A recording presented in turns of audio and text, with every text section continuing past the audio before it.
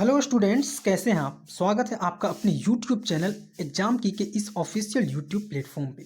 आज हम लेकर के आए हैं क्लास 12 के हिस्ट्री के मोस्ट इम्पोर्टेंट चैप्टर विचारक, विश्वास और इमारतें से मोस्ट एमसीक्यूज जो आपके एग्जाम के पॉइंट ऑफ व्यू से मोस्ट इम्पोर्टेंट होने वाले हैं। तो आइए हम फटाफट से शुरू करते हैं। क्वेश्चन नंबर 1 हमारे पास है कि साक्षी का स्तूप किस धर्म का महत्वपूर्ण केंद्र था। इसका जवाब है ऑप्शन नंबर डी, यानी कि बौद्ध धर्म से। ठीक है, नेक्स्ट हम देखेंगे क्वेश्चन नंबर 2 हमारे पास क्या है। क्वेश्चन नंबर 2 है कि निम्नलिखित चिंतक का उद्भव ईसा पूर्व प्रथम शताब्दी में हुआ। तो इसका जो सही आंसर है वो ऑप्शन नंबर डी, यानी कि महावीर, बुद्धम भारत, सुकरात, प्लेटो, अरस्तु यूनान, खंगसी चीन, यानी कि ये सभी लोग हो गए, ये सभी लोग हो जाएंगे। ठीक है, नेक्स्ट हम देखेंगे क्वेश्चन नंबर 3। क्वेश्चन नंबर 3 हमारे पास है कि ऋग्वेद किस देवता की स्तुति का संग्रह है। सोम, अग्नि, इंद्र या फिर उपयुक्त सभी। तो यहाँ पे उपरोक्त सभी हो जाएगा। नेक्स्ट है क्वेश्चन नंबर 4। क्वेश्चन नंबर 4 हमारे पास है कि निम्न जटिल यज्ञ राजा अथवा सरदार किया करते थे। अश्वमेध, राजसूय, केवल ए तथा बी दोनों। तो इसका सही आंसर है ऑप्शन नंबर डी। अगला प्रश्न है क्वेश्चन नंबर 5। क्वेश्चन नंबर 5 हमारा कहता है कि जैन धर्म के 24 महान शिक्षक क्या कहलाते हैं। तो शिक्षक यानी कि तीर्थकर कहलाते हैं। नेक्स्ट है क्वेश्चन नंबर 6। क्वेश्चन नंबर 6 हमारे पास है कि भगवान बुद्ध के बचपन का नाम क्या था। तो ऑप्शन नंबर ए सिद्धार्थ था। नेक्स्ट है क्वेश्चन नंबर 7। क्वेश्चन नंबर 7 हमारे पास है कि बुद्ध धर्म के संस्थापक कौन थे। तो बुद्ध धर्म के संस्थापक गौतम बुद्ध थे। नेक्स्ट हम देखेंगे क्वेश्चन नंबर 8। क्वेश्चन नंबर 8 है कि बुद्ध श्रमण कहलाते थे। क्या कहलाते थे? भिक्षु कहते थे उसे। ठीक है, क्वेश्चन नंबर 9 हमारे पास है कि निम्न महिला बुद्ध संघ की पहली भिक्षुणी बनी। ऑप्शन इसका है C correct answer, Mahaprajapati Gautami. Next हम देखेंगे क्वेश्चन नंबर 10। क्वेश्चन नंबर 10 है कि भगवान बुद्ध का जन्म स्थल क्या है। तो लुम्बिनी हो जाएगा। नेक्स्ट हम देखेंगे क्वेश्चन नंबर 11। क्वेश्चन नंबर 11 हमारे पास के निम्नलिखित में से कौन सा ग्रंथ महावीर या जैन दर्शन की शिक्षाओं को समाहित किए हुए हैं। तो इसका जो सही आंसर है ऑप्शन नंबर बी, यानी कि उत्तराध्ययन सुत्त हो जाएगा। नेक्स्ट हम देखेंगे क्वेश्चन नंबर 12। क्वेश्चन नंबर 12 है कि सांची के स्तूप क्यों बच गए जबकि अमरावती नष्ट हो गया। निम्नलिखित विकल्पों में सही कारण का चयन कीजिए। इसका जो करेक्ट आंसर है वो ऑप्शन नंबर डी, यानी कि अमरावती के नष्ट होने के बाद ही विद्वान स्थल पर संरक्षण, इसका रीजन हो जाएगा, मेन रीजन यही है। नेक्स्ट है क्वेश्चन नंबर 13। क्वेश्चन नंबर 13 हमारे पास है कि ईसा पूर्व प्रथम सहस्त्राब्दी के मध्य का काल विश्व इतिहास में एक महत्वपूर्ण मोड़ माना जाता है। क्यों माना जाता है? क्योंकि महाजनपदों का आविर्भाव और लोहे का उपयोग हुआ है, इसलिए ये काल जो है महत्वपूर्ण माना जाता है। Option number D will be right answer. Next हम देखेंगे क्वेश्चन नंबर 14। क्वेश्चन नंबर 14 के सही विकल्प चुने। बुद्ध के जीवन काल के दौरान और उनकी मृत्यु के बाद बौद्ध धर्म तेजी से विकसित हुआ क्योंकि लोग मौजूदा सामाजिक प्रथाओं से असंतुष्ट थे। Option number C. नेक्स्ट है क्वेश्चन नंबर 15। क्वेश्चन नंबर 15 है कि शाहजहां बेगम की उत्तराधिकारी थी। तो शाहजहां बेगम की जो उत्तराधिकारी थी वो थी सुल्तान जहां बेगम। नेक्स्ट है क्वेश्चन नंबर 16। क्वेश्चन नंबर 16 हमारे पास है कि भगवान बुद्ध ने अपना प्रथम उपदेश किस स्थान पर दिया था। तो भगवान बुद्ध ने अपना प्रथम जो उपदेश दिया था वो सारनाथ में दिया था। नेक्स्ट है क्वेश्चन नंबर 17। क्वेश्चन नंबर 17 है कि भगवान बुद्ध को किस स्थान पर ज्ञान की प्राप्ति हुई। तो ऑप्शन नंबर 2, यानी कि बोध गया हो जाएगा। क्वेश्चन नंबर 18 हमारे पास है कि जहां बुद्ध ने निब्यान यानी कि निर्याण प्राप्त किया वो जगह क्या था। तो वो जगह था कुशीनगर। कुशीनगर में बुद्ध को निर्याण की प्राप्ति हुई। नेक्स्ट हम देखें क्वेश्चन नंबर 19। क्वेश्चन नंबर 19 हमारे पास है कि स्तूप का संस्कृत अर्थ है टीला। टीला को स्तूप कहा जाता है। ठीक है, क्वेश्चन नंबर 20 हमारे पास है। क्वेश्चन नंबर 20 कि निम्न में से कौन सी संरचना स्तूप से संबंधित नहीं है। तो ऑप्शन नंबर डी, यानी कि गर्भगृह हो जाएगा। क्वेश्चन नंबर 21 हमारे पास है कि निम्न स्थान पर स्तूप मिला है।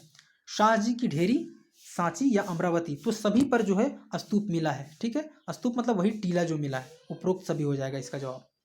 नेक्स्ट हम देखेंगे क्वेश्चन नंबर 22। क्वेश्चन नंबर 22 तो सबसे विशाल तथा शानदार बौद्ध स्तूप था।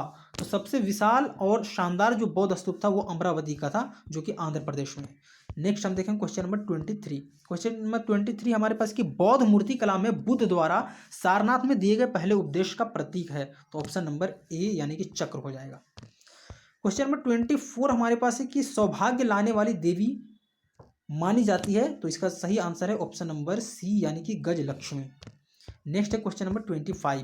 क्वेश्चन नंबर 25 है कि बौद्ध धर्म की नई परंपरा कहलाया, बौद्ध धर्म की नई परंपरा को महायान कहा जाता है, option number A. Question number 26 हमारे पास है कि निम्न मंदिर 8वीं शताब्दी में एक पूरी पहाड़ी को काटकर बनाया गया था, तो कैलाश नाथ मंदिर को 18वीं शताब्दी में पूरी पहाड़ी से काट करके बनाया गया था। नेक्स्ट हम देखेंगे क्वेश्चन नंबर 27। क्वेश्चन नंबर 27 हमारे पास है कि भारत के उत्तर पश्चिमी नगरों से मिली बौद्ध मूर्तियों पर प्रभाव है, तो किसका प्रभाव है? यूनानी लोग का प्रभाव है। नेक्स्ट हम देखेंगे क्वेश्चन नंबर 28। क्वेश्चन नंबर 28 है कि जैन धर्म ग्रंथों के विद्वानों ने किस भाषा का मुख्य रूप से प्रयोग किया है, तो ये नेचुरल हो जाएगा यानी कि प्राकृत, ऑप्शन नंबर ए। नेक्स्ट हम देखेंगे क्वेश्चन नंबर 29। क्वेश्चन नंबर 29 है कि बुद्ध का संदेश किस देश तक फैला था? कोरिया, जापान, म्यांमार, सभी जगह बुद्ध का संदेश फैला था, इसलिए जवाब हो जाएगा उपरोक्त सभी। नेक्स्ट हम देखेंगे क्वेश्चन नंबर 30। क्वेश्चन नंबर 30 है कि किस धर्म में अहिंसा पर अत्यधिक ध्यान दिया गया, तो वो है जैन धर्म। जैन धर्म के लोग अहिंसा पर अत्यधिक ध्यान देते थे। नेक्स्ट हम देखेंगे क्वेश्चन नंबर 31।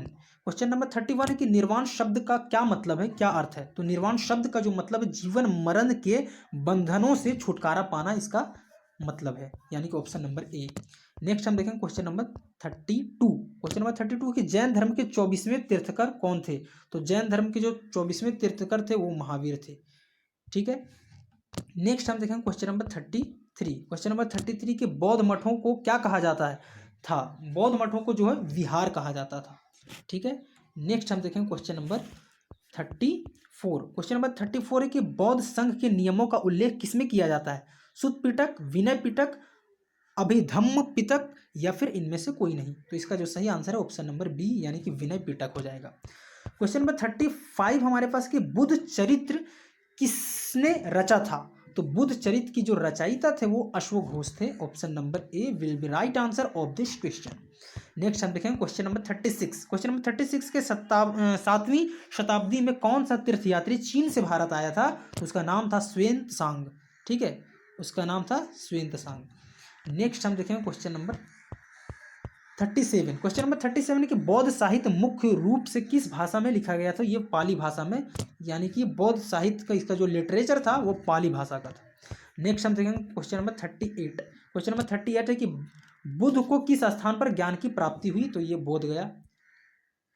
नेक्स्ट हम देखेंगे क्वेश्चन नंबर 39। क्वेश्चन नंबर 39 है कि बुद्ध के उपदेशों का संकलन है, तो बुद्ध के उपदेशों का संकलन सभी में है, अभिधम्म पिटक में भी है, सत पिटक में भी है, विनय पिटक में भी है, इसलिए ऑप्शन नंबर डी हो जाएगा उपरोक्त सभी। नेक्स्ट हम देखेंगे क्वेश्चन नंबर 40। क्वेश्चन नंबर 40 हमारे पास है कि बुद्ध को किस स्थान पर निर्वाण प्राप्त हुआ? निर्वाण यानी कि जीवन मरण से छुटकारा पा जाना, इसका अर्थ होता है ऑप्शन नंबर डी यानी कुशीनगर वो जगह था। नेक्स्ट हम देखेंगे क्वेश्चन नंबर 41। क्वेश्चन नंबर 41 है कि निम्नलिखित में किस देवी या देवता के नाम का उल्लेख 1000 ईसा पूर्व से 1500 ईसा पूर्व के बीच किया गया है? तो ऑप्शन नंबर डी हो जाएगा, यानी कि उपरोक्त सभी अग्नि, इंद्र, सोम, सभी देवी देवता का नाम जो है इस शताब्दी के मतलब दौरान यूज किया गया है, प्रयोग किया गया है, उल्लेख किया गया है। नेक्स्ट हम देखेंगे क्वेश्चन नंबर 42। क्वेश्चन नंबर 42 है कि सांची का स्तूप स्थित है, तो सांची का स्तूप जो है वो कहाँ स्थित है? भोपाल के निकट, यानी कि मध्य प्रदेश की राजधानी भोपाल में है। नेक्स्ट हम देखेंगे भोपाल की बेगम नहीं थी, भोपाल की बेगम जो वो ऑप्शन नंबर 2 यानी कि नूरजहां बेगम जो थी वो भोपाल की नहीं थी, जबकि सुल्ताना जहां थी शाहजहां थी। नेक्स्ट हम देखेंगे क्वेश्चन नंबर 44। क्वेश्चन नंबर 44 है कि सांची के स्तूप के संरक्षण में निम्न में से किसका महत्वपूर्ण योगदान रहा? तो इसका सही आंसर है ऑप्शन नंबर डी यानी कि शाहजहां बेगम, ठीक है, जो भोपाल में है सांची का स्तूप। नेक्स्ट हम देखेंगे क्वेश्चन नंबर 45। क्वेश्चन नंबर 45 है कि निम्न पुस्तक शाहजहां बेगम की आत्मकथा है। शाहजहां बेगम की आत्मकथा ताजुल इकबाल तारीख भोपाल एक किताब का नाम है, जिसमें शाहजहां बेगम की आत्मकथा लिखी हुई है, ठीक है, याद रखेंगे आप, मोस्ट इंपोर्टेंट क्वेश्चन। नेक्स्ट हम देखेंगे क्वेश्चन नंबर 46। क्वेश्चन नंबर 46 है कि कूटागार शालाओं का संबंध निम्नलिखित में से किससे है? तो इसका जो संबंध है ऑप्शन नंबर सी यानी कि वाद विवाद से संबंधित बौद्ध स्थल, ऑप्शन नंबर सी हो जाएगा। अगला है क्वेश्चन नंबर 47 हमारे पास है कि निम्नलिखित कथनों में कौन सा कथन सही नहीं है। तो देखिए सांची और भरहुत के प्रारंभिक स्तूप बिना अलंकरण के हैं, ये सही है। अमरावती और पेशावर यानी कि पाकिस्तान में शाहजी की ढेरी में स्तूपों में ताक और मूर्तियां उत्कीर्ण करने की कला के काफी उदाहरण मिलते हैं, ये भी सही है। बौद्ध धर्म से जुड़े पुरातन परंपरा के अनुयायी स्वयं को धेरवादी कहते थे, ये भी सही है। जबकि क्वेश्चन ऑप्शन नंबर सी यानी कि शाल भंजिका की मूर्ति का संबंध अमरावती से है, ये बिल्कुल गलत है, इसलिए ऑप्शन नंबर सी हो जाएगा। नेक्स्ट हम देखेंगे क्वेश्चन नंबर 48। क्वेश्चन नंबर 48 है कि समकालीन बौद्ध ग्रंथों से कितने संप्रदायों का चिंतन परंपराओं का उल्लेख मिलता है, ऑप्शन नंबर डी यानी कि 64 हो जाएगा। क्वेश्चन नंबर 49 हमारे पास है कि जैन परंपरा के अनुसार महावीर से पहले कितने यानी कि यहाँ होना चाहिए कि शिक्षक या तीर्थकर हो चुके थे, तो ऑप्शन नंबर सी यहाँ पे मिसप्रिंट हुआ है, यहाँ होना चाहिए कि शिक्षक या फिर तीर्थकर, ठीक है, या फिर तीर्थकर होना चाहिए, ठीक है। तो 23 हो चुके थे। नेक्स्ट हम देखेंगे क्वेश्चन नंबर 50। क्वेश्चन नंबर 50 हमारे पास है कि जैन परंपरा के अनुसार महावीर से पहले 23 शिक्षक हो चुके थे, उन्हें क्या कहा जाता था, तीर्थकर। देख लिया अभी आपने, ये क्वेश्चन नंबर 49 से कनेक्टेड है। नेक्स्ट है क्वेश्चन नंबर 51। क्वेश्चन नंबर 51 है कि जैन परंपरा के अनुसार महावीर स्वामी कौन से तीर्थकर थे। तो जैन परंपरा के अनुसार महावीर स्वामी से जो थे वो 24 यानी कि 24वां तीर्थकर।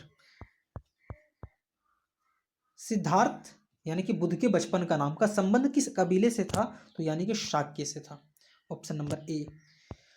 क्वेश्चन नंबर 53 है कि कौन से दृश्य को देखकर महात्मा बुद्ध ने संन्यास का रास्ता चुना। तो देखिए एक वृद्ध व्यक्ति, एक बीमार व्यक्ति, एक लाश और सन्यासी, ये तीनों को देख करके उन्होंने ये सन्यासी का रास्ता चुना, यानी कि उपरोक्त सभी हो जाएगा।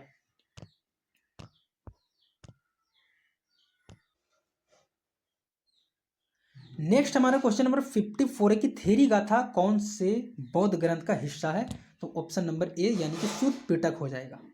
क्वेश्चन नंबर 55 है कि बुद्ध के अनुसार समाज का निर्माण किसने किया है। तो बुद्ध के अनुसार जो है वो समाज का निर्माण मनुष्यों ने किया है, ये बुद्ध धर्म का मानना है। क्वेश्चन नंबर 56, किसने कहा था तुम सब अपने लिए खुद ही ज्योति बनो क्योंकि तुम्हें खुद ही अपनी मुक्ति का रास्ता ढूंढना है, ये महात्मा बुद्ध का उपदेश था, ऑप्शन नंबर ए। नेक्स्ट हम देखेंगे क्वेश्चन नंबर 57। क्वेश्चन नंबर 57 की स्त्रियां जो संघ में आई वे धम्म की उपदेशिकाएं बन गई, आगे चलकर वे क्या कहलाई। तो आगे चल करके उसे थेरी कहा जाता था, यानी कि जो धम्म में आई यानी कि जो इस धर्म में आई उपदेशिकाएं बन गई, आगे चलकर वो थेरी कहलाई। नेक्स्ट है क्वेश्चन नंबर 58। क्वेश्चन नंबर 58 है कि महात्मा बुद्ध के प्रिय शिष्य कौन थे, ऑप्शन नंबर बी यानी कि आनंद थे। क्वेश्चन नंबर 59 हमारे पास है कि किसके कहने पर बुद्ध ने महिलाओं को संघ में आने की अनुमति दी, तो ऑप्शन नंबर डी यानी कि आनंद के कहने पर। क्वेश्चन नंबर 60 हमारे पास है कि किस ग्रंथ के अनुसार अशोक ने बुद्ध के अवशेषों के महत्वपूर्ण शहर में बांटकर उनके ऊपर स्तूप बनाने का आदेश दिया था, तो ये ऑप्शन नंबर सी यानी कि अशोकावादन हो जाएगा इसका सही आंसर। नेक्स्ट है क्वेश्चन नंबर 61। क्वेश्चन नंबर 61 है कि सांची स्तूप भारत के किस राज्य में स्थित है। तो अभी इस क्वेश्चन को रिपीट भी हुआ है, मध्य प्रदेश यानी कि भोपाल जो है मध्य प्रदेश की राजधानी है, वहीं पे सांची का स्तूप है। क्वेश्चन नंबर 62 हमारे पास है कि भोपाल की प्रसिद्ध बेगम कौन थी जिन्होंने सांची के संरक्षण में अपना योगदान दिया, तो ऑप्शन नंबर डी यानी कि ए और बी दोनों हो जाएगा, यानी शाहजहां बेगम और जहांआरा दोनों हो जाएगा। 63 हो जाएगा कि ताजुल इकबाल तारीखे भोपाल के रचनाकार कौन थी, तो ये शाहजहां बेगम, अभी ये क्वेश्चन को पढ़े भी थे आगे, तो इसका जो रचनाकार थी वो शाहजहां बेगम थी। नेक्स्ट हम देखेंगे 64 नंबर क्वेश्चन है कि किस विद्वान ने ताजुल इकबाल तारीख भोपाल का अंग्रेजी में अनुवाद किया, तो अंग्रेजी में उसका ट्रांसलेट जो किया था उसका नाम था HD बारस्टा, 1876 ईस्वी में किया था। नेक्स्ट हम देखेंगे क्वेश्चन नंबर 65। क्वेश्चन नंबर 65 एक फ्रांसीसी संग्रहालय के लिए फ्रांसीसियों ने भोपाल के नवाब से सांची के स्तूप के तोरण द्वार को ले जाने की अनुमति मांगी, तो ऑप्शन नंबर ए यानी कि पूर्वी तोरण द्वार को ले जाने की अनुमति मांगी, ठीक है। क्वेश्चन नंबर 66 है कि भोपाल के किस नवाब ने अंग्रेजों व फ्रांसीसियों को सांची के स्तूप की प्लास्टर प्राकृतियां देकर सांची के स्तूप के संरक्षण में योगदान दिया। तो इसका जो सही आंसर है वो ऑप्शन नंबर ए यानी कि कौन, शाहजहां बेगम। क्वेश्चन नंबर 67 है कि सांची के स्तूप के पास एक संग्रहालय तथा अतिथिशाला बनाने का श्रेय किस बेगम को जाता है, तो वो सुल्तान जहां बेगम। ठीक है, यानी कि सांची के स्तूप के पास एक संग्रहालय है और वहाँ पे चीफ गेस्ट ठहरने का एक जगह बनाया गया है, एक मतलब अतिथिशाला बनाया गया है। वो कौन बनाई थी, तो सुल्तान जहां बेगम के श्रेय से बना था।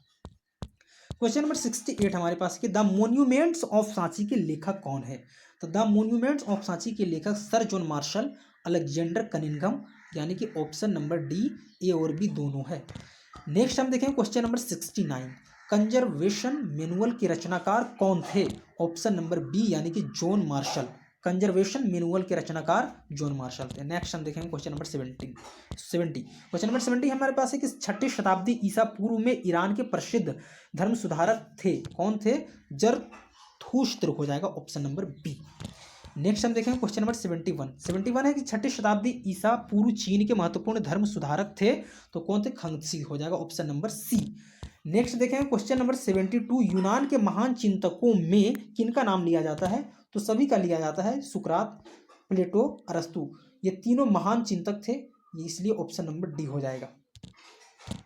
क्वेश्चन नंबर 73 हमारे पास है कि 6ठी शताब्दी ईसा पूर्व में भारत के 2 महान धर्म व समाज सुधारक हुए, महात्मा बुद्ध और महावीर स्वामी। उपरोक्त में ए और बी दोनों इसका सही आंसर हो जाएगा। क्वेश्चन नंबर 74 है कि ऋग्वेद 1500 ईसा पूर्व से 1000 ईसा पूर्व के महत्वपूर्ण देवता कौन है, तो इंद्र देवता, अग्नि देवता, सोम देवता, ये अभी आगे भी पढ़े थे, उपरोक्त सभी हो जाएगा। नेक्स्ट है क्वेश्चन नंबर 75। क्वेश्चन नंबर 75 है कि यज्ञ का आयोजन किस लिए किया जाता था, यज्ञ का आयोजन मवेशियों के लिए, बेटे के लिए, लंबी आयु के लिए, यानी तीनों के लिए किया जाता था, उपरोक्त सभी हो जाएगा। नेक्स्ट हम देखेंगे क्वेश्चन नंबर 76। क्वेश्चन नंबर 76 के बौद्ध ग्रंथों में भारतीय उपमहाद्वीप के कितने संप्रदायों का उल्लेख है, तो 64 हो जाएगा। क्वेश्चन नंबर 77 है कि कुटागारशाला से क्या अभिप्राय है, तो कुटागारशाला से नुकीली छत वाली झोपड़ियां, यानी कि इस तरह की होती थी, इस तरह की झोपड़ियां होती थी, समझे, तो इसी को कुटागारशाला कहा जाता था। नेक्स्ट हम देखेंगे क्वेश्चन नंबर 78। क्वेश्चन नंबर 78 है त्रिपिटक ग्रंथों का संबंध किस धर्म से है, बौद्ध धर्म से। Option number D will be right answer of this question. Next है क्वेश्चन नंबर 79। क्वेश्चन नंबर 79 है कि त्रिपिटकों की रचना किस भाषा में हुई है, तो ऑप्शन नंबर सी यानी कि पाली भाषा में। नेक्स्ट हम देखेंगे क्वेश्चन नंबर 80। क्वेश्चन नंबर 80 कि किस ग्रंथ में बौद्ध संघ में रहने वाले बौद्ध भिक्षुओं के संबंध में नियम दिए गए हैं, ऑप्शन नंबर सी यानी कि विनय पिटक।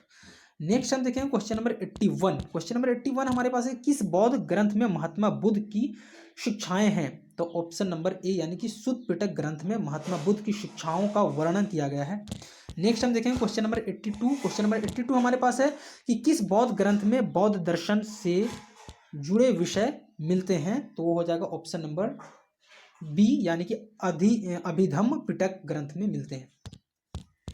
83 नंबर क्वेश्चन है कि अष्टांग मार्ग का संबंध किस धर्म से है, तो वो बौद्ध धर्म से है। अष्टांग मार्ग का संबंध बौद्ध धर्म से है। क्वेश्चन नंबर 84 है कि प्रसिद्ध चीनी बौद्ध तीर्थयात्री कौन है, कौन से हैं जो बौद्ध धर्म का अध्ययन करने के लिए भारत आए थे, तो वो कौन हो जाएगा, फा शियन और मिनांडर, यानी कि ऑप्शन नंबर ए और बी दोनों। क्वेश्चन नंबर 85 हमारे पास है कि नियतिवादी संप्रदाय के संस्थापक कौन थे, तो इसका सही जवाब हो जाएगा ऑप्शन नंबर ए मक्खली घोपाल इसका नाम हो जाएगा। ऑप्शन नंबर क्वेश्चन नंबर 86 है कि भौतिकवाद संप्रदाय के प्रवर्तक कौन थे, ऑप्शन नंबर बी यानी कि अजीत केसन कनबलीन इसका सही आंसर, यानी भौतिकवाद संप्रदाय के प्रवर्तक यानी कि इसके जो संस्थापक थे। क्वेश्चन नंबर 87 कि जैन धर्म के प्रथम तीर्थकर कौन थे, तो Rishabhdev, very easy question. Next question number 88 संपूर्ण विश्व प्राणवान है यह किस धर्म का सिद्धांत है, जैन धर्म का है कि संपूर्ण विश्व जो है वो प्राणवान है। नेक्स्ट हम देखेंगे क्वेश्चन नंबर 89। क्वेश्चन नंबर 89 है कि उत्तराध्ययन सूत्र किस धर्म का ग्रंथ है, ऑप्शन नंबर सी यानी कि जैन धर्म का है उत्तराध्ययन, ठीक है, याद रखेंगे आप। 90 नंबर क्वेश्चन है कि पंच महावर्त का संबंध किस धर्म से है, ऑप्शन नंबर सी यानी कि जैन धर्म से। क्वेश्चन नंबर 91 हो जाएगा हमारे पास कि बौद्ध धर्म का प्रसार किन किन देशों में हुआ है, चीन, जापान, म्यांमार, श्रीलंका, इंडोनेशिया और थाईलैंड, यानी कि सभी में हुआ है। ऑप्शन नंबर डी हो जाएगा उपरोक्त सभी। क्वेश्चन नंबर 92 हमारे पास है कि महात्मा बुद्ध के बचपन का नाम क्या था? तो सिद्धार्थ था। Very easy question. नेक्स्ट हम देखेंगे चार महान दृश्यों का संबंध किससे है? बौद्ध धर्म से। चार महान दृश्यों का संबंध बौद्ध धर्म से। नेक्स्ट हम देखेंगे क्वेश्चन नंबर 94 कि बौद्ध मूर्ति कला में घोड़ा किसका प्रतीक है? गृह त्याग का। घोड़ा जो है वो गृह त्याग का प्रतीक है। नेक्स्ट हम देखेंगे क्वेश्चन नंबर 95 बौद्ध धर्म के किस मार्ग का अनुसरण करता है? तो मध्य मार्ग का अनुसरण करता है। ठीक है। नेक्स्ट हम देखेंगे क्वेश्चन नंबर 96। क्वेश्चन नंबर 96 है विश्व अनित्य है और लगातार बदल रहा है, यह किसकी धारणा है? तो यह है बौद्ध धर्म की। Option number C will be right answer of this question. Next हम देखेंगे क्वेश्चन नंबर 97 कि बौद्ध संघ में प्रवेश पाने वाली प्रथम महिला का नाम क्या था? महाप्रजापति गौतमी था। नेक्स्ट हम देखेंगे क्वेश्चन नंबर 98। क्वेश्चन नंबर 98 है कि महिला बौद्ध भिक्षुणी जो अपने कर्मों के माध्यम से निर्वाण प्राप्त कर लेती थी क्या कहलाती थी? तो उसे थेरी कहा जाता था। नेक्स्ट हम देखेंगे क्वेश्चन नंबर 99 अशोकावादन किस धर्म से संबंधित प्रसिद्ध ग्रंथ है? तो ऑप्शन नंबर डी यानी कि बौद्ध धर्म हो जाएगा। क्वेश्चन नंबर 100 है कि बौद्ध स्तूप का निर्माण स्थल है, तो बौद्ध स्तूप का निर्माण स्थल भरहूत, सांची, सारनाथ सभी हो जाएगा उपरोक्त सभी। D number option. नेक्स्ट हम देखेंगे क्वेश्चन नंबर 101 यानी कि स्तूप निर्माण में दानकर्ताओं में कौन कौन शामिल थे? राजा, व्यापारी, शिल्पकार, यानी कि ये सभी लोग शामिल थे। Option number D will be right answer of the question. Next हम देखेंगे क्वेश्चन नंबर 102 किस स्तूप के निर्माण में हाथी दांत के शिल्पकारों के द्वारा दान देने का उल्लेख मिलता है? ऑप्शन नंबर बी यानी कि साक्षी का स्तूप। नेक्स्ट हम देखेंगे क्वेश्चन नंबर 103 यानी कि स्तूप अवसंरचना के हिस्से होते हैं, उपरोक्त सभी होते हैं। अंड, हार्मिका, यष्टि ये सभी हो जाएगा। नेक्स्ट हम देखेंगे क्वेश्चन नंबर 104। क्वेश्चन नंबर 104 है कि अंड के ठीक ऊपर छतरी जैसी संरचना को क्या कहा जाता है? इसको हार्मिका कहते हैं। ठीक है, यानी कि अंड के ठीक ऊपरी और यानी कि छतरी के जैसा जो रहता था, छतरी के जैसा, उसे क्या कहता है? हार्मिका कहा जाता था। नेक्स्ट हम देखेंगे 105 उपासक स्तूप के किस द्वार से प्रवेश करते हैं? ऑप्शन नंबर ए पूर्वी तोरण द्वार। ठीक है। नेक्स्ट हम देखेंगे 106 क्वेश्चन नंबर शाह जी की ढेरी स्तूप कहाँ पर है? तो ये हो जाएगा पेशावर में। ठीक है, ये कहाँ पे हो जाएगा? पेशावर में। नेक्स्ट हम देखेंगे पेशावर यानी कि ये पाकिस्तान में। नेक्स्ट हम देखेंगे क्वेश्चन नंबर 107 अमरावती का स्तूप भारत के किस राज्य में? आंध्र प्रदेश में। ठीक है, आंध्र प्रदेश की राजधानी भी अमरावती है। नेक्स्ट हम देखेंगे क्वेश्चन नंबर 108 किस वर्ष अमरावती के स्थानीय राजा वसु रेड्डी नायडू को मंदिर का निर्माण की खुदाई करते समय अमरावती के स्तूप के अवशेष मिले? ऑप्शन नंबर बी यानी कि 1796 ईस्वी में। 109 नंबर क्वेश्चन है कि किसने 1797 अमरावती स्तूप का विस्तृत चित्रांकन किया? तो कॉलिन मैकेंजी। कॉलिन मैकेंजी ये ईस्ट इंडिया कंपनी का एक इंजीनियर था और फोटोग्राफर भी था, याद रखेंगे आप। नेक्स्ट हम देखेंगे क्वेश्चन नंबर 110 गुंटूर के उस कमिश्नर का क्या नाम था जिसके नाम पर अमरावती के स्तूप के अवशेषों का नामकरण एलियट संगमरमर हुआ? उसका नाम था जॉर्ज इलियट। उसी के नाम के ऊपर अमरावती के स्तूप का नामकरण किया गया। नेक्स्ट हम देखेंगे question number 111 Asiatic society of Bengal का संबंध किस शहर से है? तो ऑप्शन नंबर सी यानी कि कोलकाता है। तो ये था हमारा 100+ MCQs जो मोस्ट इम्पोर्टेंट MCQs है। हमें लगता है कि ये मोस्ट MCQs अगर आपने ठीक से देख लिया, ठीक से पढ़ लिया, तो विचारक विश्वास और इमारतें जैसे चैप्टर से एक भी ऑब्जेक्टिव क्वेश्चन छूटने की संभावना बहुत ही कम, यानी कि 90% ऑब्जेक्टिव क्वेश्चन आपने कंप्लीट कर लिया है। तो कैसा लगा आपको ये वीडियो? आप हमें कमेंट में इसका जवाब दें, और अगर आप हमारे चैनल पर नए हैं तो हमारे चैनल को सब्सक्राइब करें, बेल आइकन को प्रेस करें और अपने फ्रेंड को भी शेयर करें।